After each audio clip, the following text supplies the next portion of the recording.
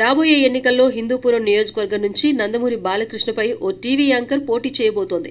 ఆమె పేరు శ్వేతారెడ్డి. గతంలో పలు టీవీ ఛానళ్లలో యాంకరింగ్ చేసిన ఈ అమ్మాయిని తన పార్టీలోకి తీసుకున్నారు కేఏ పాల్. ప్రజాశాంతి పార్టీపై రాబోయే ఎన్నికల్లో హిందూపురం నియోజకవర్గం నుంచి ఈమె పోటీ చేయబోతోంది. తన పార్టీ కేవలం ఏ ఒక్క కులానికో చెందింది కాదని, అందుకే రెడ్డి వర్గానికి చెందిన శ్వేతకు టికెట్ ఇచ్చారని ప్రకటించారు కేఏ పాల్. ప్రస్తుతం ప్రజాశాంతి పార్టీ కోసం 44,000 మంది కోఆర్డినేటర్లు పనిచేస్తున్నారని, వాళ్లంతా రాబోయే రోజుల్లో 2 కోట్ల మందిని తమ పార్టీలోకి చేరుస్తారని అంటున్నారు పాల్. కేవలం శ్వేతారెడ్డి మాత్రమే కాకుండా కాపు, యాదవ, మాల, మాదిగ కులస్తులందరికీ టికెట్లు ఇస్తామని ప్రకటించారు కేఏ పాల్.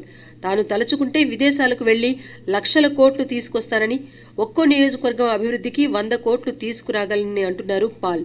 మొదట్లో కేఏ పాల్ ఇంటర్వ్యూల కోసం క్యూ కట్టిన ఛానళ్లు ప్రస్తుతం ఆయన్ను చూపించడం మానేశాయి. స్టూడియోలకు పిలవటము తగ్గించేశాయి. దీని వెనుక చంద్రబాబు కుట్ర ఉందని ఆరోపిస్తున్నారు పాల్.